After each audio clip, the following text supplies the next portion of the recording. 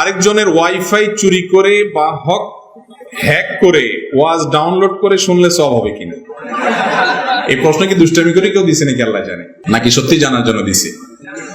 যাই হোক ভাই, আমি একটু আগেই বললাম কোন প্রশ্নই ছোট না। দিন সম্পর্কে, হালাল সম্পর্কে জানার জন্য কোনো প্রশ্নই ছোট না। এই প্রশ্নটাও গুরুত্বপূর্ণ, কোনো প্রশ্নই অগুরুত্বপূর্ণ না। শুনেন, কারোর ওয়াইফাই এটা যদি আপনি হ্যাক করেন বা চুরি করে সেটা যে কোনো ভাবে আপনি ইউজ করেন, ওই বেচারার যে স্পিড আছে সেই স্পিডের মধ্যে ঘাটতি হবে কি হবে না, কমতি হবে কি হবে না? তাহলে তার ক্ষতি হলো না? জিনিসটা তার, এটার বিলটা সে দিচ্ছে, আপনি আলগা খাইতেছেন যে সেখানে, আপনি আলগা খাইতে যাইয়া তার স্পিড কমায়া তার ক্ষতি করতেছেন, চুরি করতেছেন। এটাও চুরি, এটাও না যায়, এটাও গুনাহ। এটা করতে পারেন না আপনি। আপনি হয় তার পারমিশন নিবেন। হ্যাঁ, কিছু কিছু ওয়াইফাই আছে ওপেন, এয়ারপোর্টের বিভিন্ন জায়গা, পাবলিক প্লেসের অনেক ওয়াইফাই আছে, বা অনেকে ব্যক্তিগত ওয়াইফাই ওপেন রাখছে যে কারো যদি লাগে তার অসুবিধা নেই, ভিন্ন কথা। কিন্তু সে একটা পাসওয়ার্ড দিছে, তার মানে সেটা সবাইকে দিতে চায় না। আপনি এটা হ্যাক করলেন, করে আপনি ব্যবহার করলেন, প্রশ্ন আপনি লিখলেন, আবার যে ওয়াজ শুনছে, যদি বাদরামো করে প্রশ্ন দিয়েও থাকেন, তারপরও বলবো যে যদি এটা দিয়ে আপনি ওয়াজও শুনেন, তারপরও আপনার এই গুনাহ ঠিকই হবে। ওয়াজ শুনছে দেখে কাটাকাটি হবে না। একজনে গরু চুরি করে নিয়ে আসছে, আয়েশা কোরবানি দিয়ে দিছে, বলে যে চুরি করা গুনাহ আর কোরবানি করা সওয়াব, অতএব একটা একটা কাটাকাটি গোশত খাওয়া পাও। তো এইরকম কোন মাসালা বাইর করলে মুগরের মায়ের একটাও নিচে পড়বে না, খবরদার। গার্লফ্রেন্ডের দেওয়া পাঞ্জাবি শার্ট, পারফিউম ইত্যাদি, আস্তাগফিরুল্লাহ, এই প্রশ্নগুলো শেষে কে ঢুকে দিলেন? দেখেন ভাইরা, হাসির বিষয় না, বিয়ের আগে ছেলে মেয়েদের পারস্পরিক সম্পর্ক সেটা কি হালাল না হারাম? শুধু হারাম না, এই হারামের একটা বিশেষ নাম আছে, ঘৃণিত, সেটার নাম জিনা। ইসলামী শরিয়াতে সবচেয়ে কঠিন শাস্তিগুলোর একটি হলো জিনার জন্য। এত ডেঞ্জারাস অপরাধ এটা, আমরা অনেকে অপরাধ মনেও করি না।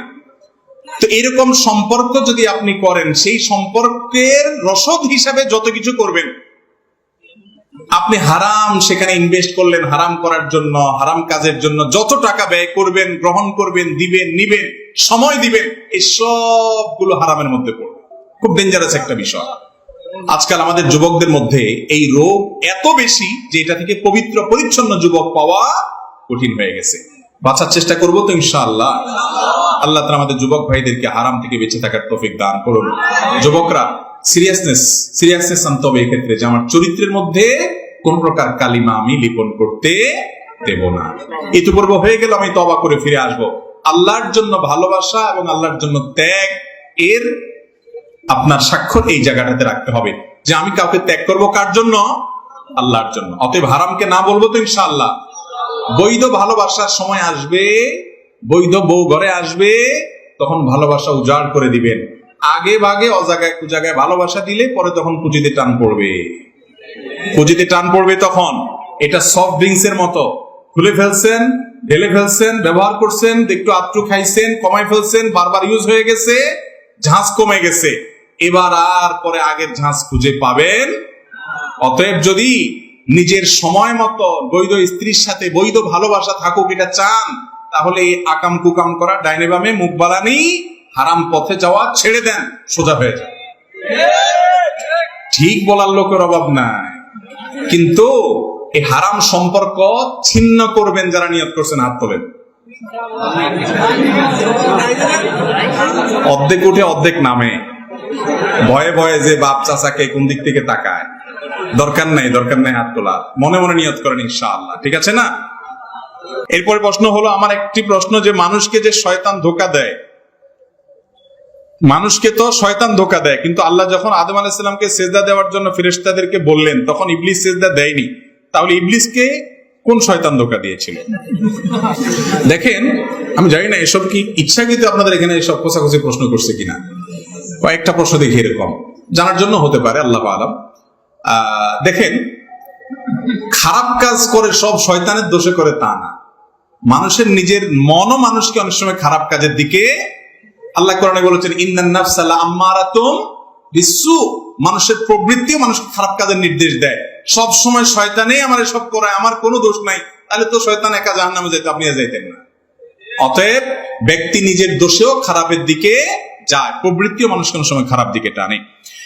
অতএব শয়তান না থাকলে, শয়তান আপনার অনুপস্থিত থাকলে সেখানে আর কোনো খারাপ কাজ হবে না এমন কোনো কথা নাই। কারণ মানুষের প্রবৃত্তি অনেক সময় মানুষের খারাপ কাজের দিকে প্ররোচিত করে।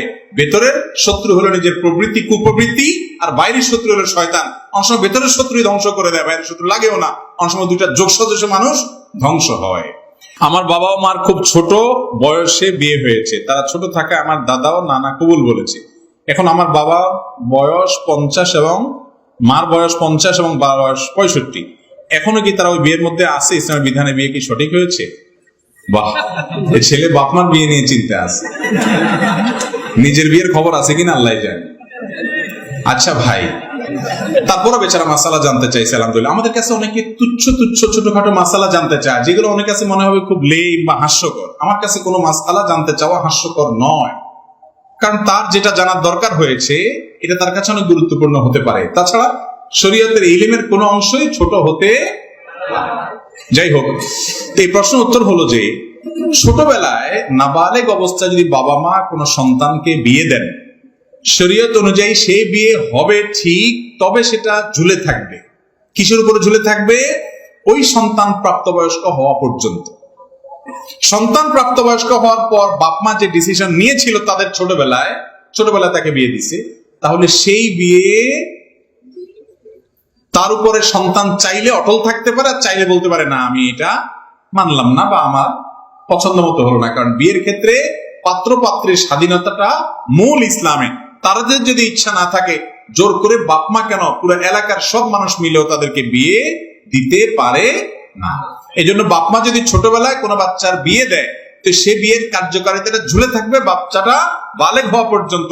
বালেগ হওয়ার পর সে যদি এটা মেনে নেয়, তারা যদি এটা মেনে নেয়, বিয়ে হয়ে গেছে। না মেনে নিলে বিয়ে হয় নাই। তো যিনি প্রশ্ন করছেন, আপনার বাপ মা তো মানছে না, হলে আপনি দুনিয়াতে আসলেন কেমন?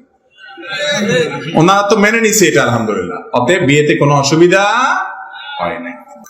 আমার ছেলে নেশাখোর, মা বাবার কথা শুনে না, আমি কি করতে পারি এবং ওর জন্য কিছু নসিহত করবেন দয়া করে। ছেলে নেশাখোর, সে বাবা মার কথা শুনে না, এখন এই টাইমে কি করবেন?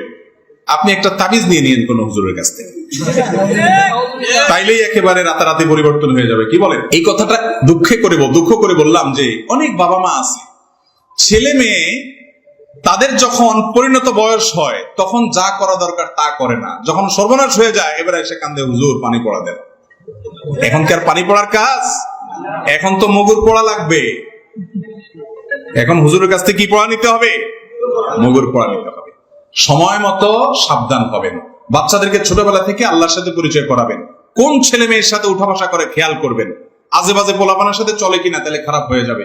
এরপরে বাজে পথে চলে যাওয়ার পরে তাদেরকে সুপথে আনা বড় কঠিন। এই জন্য তাদেরকে দিনদার মানুষ হিসেবে গড়ে তোলার জন্য নিজেরাও ভালো হবেন, ভালো পরিবেশ দিবেন।